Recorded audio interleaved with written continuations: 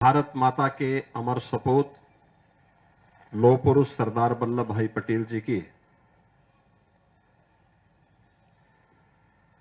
आज महापरिनिर्वाण दिवस है। मैं सबसे पहले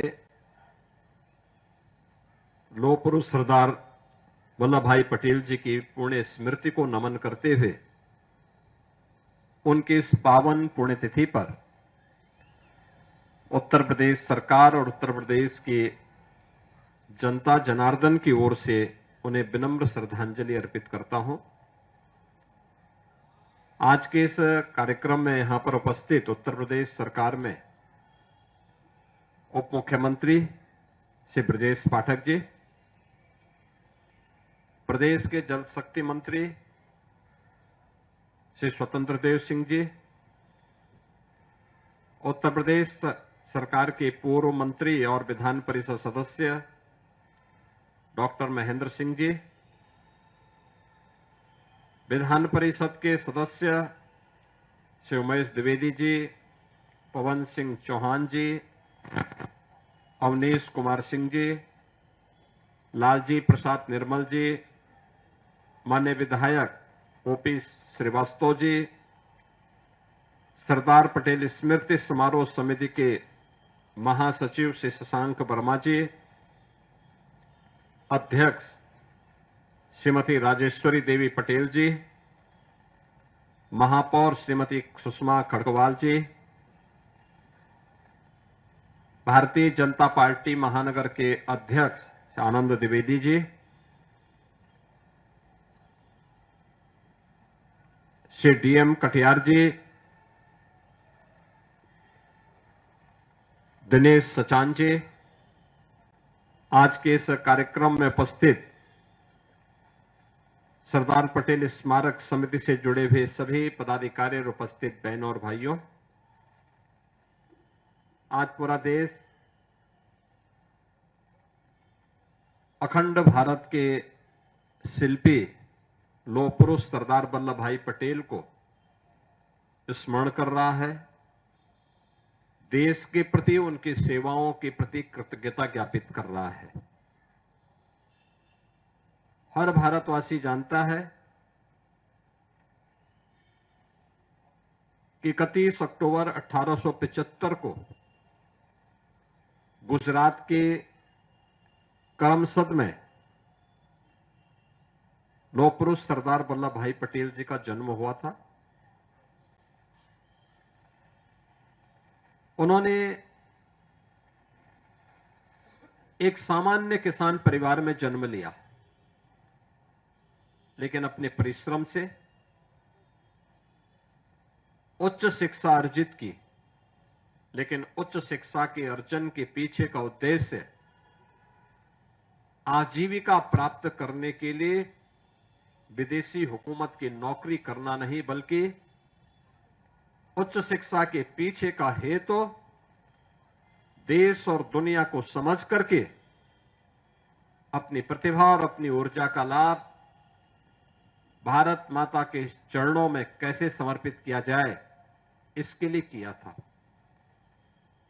आजादी के आंदोलन में कूदे, आंदोलन को नेतृत्व दिया, कई बार जेल की यातनाएं सही, लेकिन आजादी के उस आंदोलन से विचलित नहीं हुए। यह देश जब आजाद हो रहा था, उस समय पुरजोर तरीके से भारत के विभाजन का विरोध भी किया। स्वतंत्र भारत में भारत की व्यवस्था कैसे होनी चाहिए और कैसा भारत हमें चाहिए,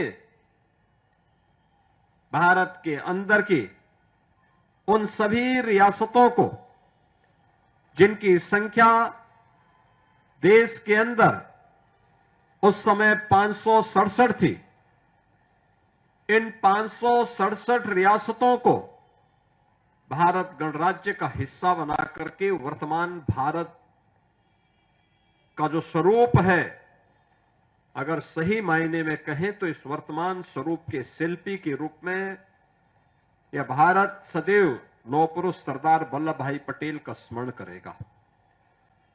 ये स्वरूप उन्हीं की देन है। हर व्यक्ति जानता है, जूनागढ़ का नवाब, हैदराबाद का निजाम नहीं चाहते थे कि भारत गणराज्य में शामिल हो, क्योंकि जब ये देश आजाद हो रहा था, टू नेशन थ्योरी को अंग्रेजों ने जब देश के अंदर लागू किया, तो ब्रिटिश हुकूमत ने उस समय देशी रियासतों को इस बात की स्वतंत्रता दी कि वे भारत गणराज्य में शामिल होना चाहें या पाकिस्तान में या अपना स्वतंत्र अस्तित्व बनाए रखना चाहें, यह उनको स्वतंत्रता दी गई थी। भारत की सभी देशी रियासत भारत गणराज्य का हिस्सा बनने के लिए जितने भी हिंदू रियासतें थीं, उन्होंने भारत गणराज्य का हिस्सा बनने में सहमति व्यक्त की। जूनागढ़ का नवाब और हैदराबाद का निजाम मना कर दिया। जम्मू कश्मीर रियासत को कहां शामिल किया जाए, वह असमंजस की स्थिति में थे। तो पंडित जवाहरलाल नेहरू ने उसे अपने हाथों में लिया कि मैं इसके बारे में आगे पहल करूंगा।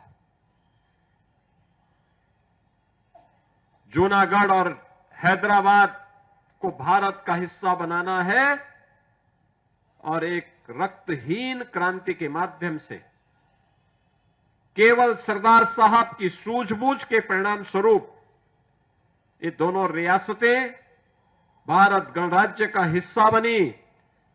जूनागढ़ के नवाब को और हैदराबाद के निजाम को देश छोड़ करके भागना पड़ा।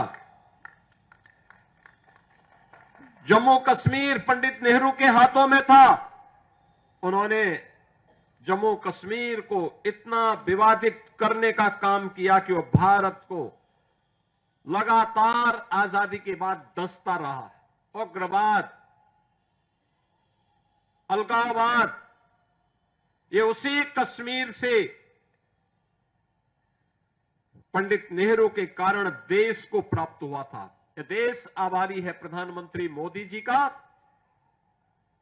जिन्होंने लौह पुरुष सरदार वल्लभ भाई पटेल और डॉक्टर श्यामा प्रसाद मुखर्जी के सपने को साकार करते हुए आज कश्मीर में धारा 370 समाप्त करके कश्मीर को भारत गणराज्य का अभिन्न हिस्सा बनाने के लिए एक देश में एक प्रधान, एक विधान और एक निशान के संकल्प को आगे बढ़ाया है।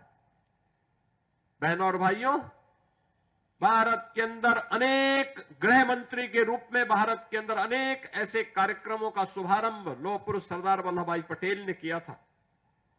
चाहे वह सोमनाथ के मंदिर के पुनरुद्धार का कार्य हो,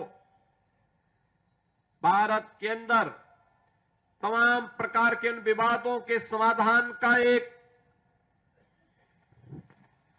तंत्र विकसित करने का कार्य, भारत की प्रशासनिक सेवा को वर्तमान स्वरूप देने का कार्य, ये सभी लौह पुरुष सरदार वल्लभ भाई पटेल के कारण हो पाया।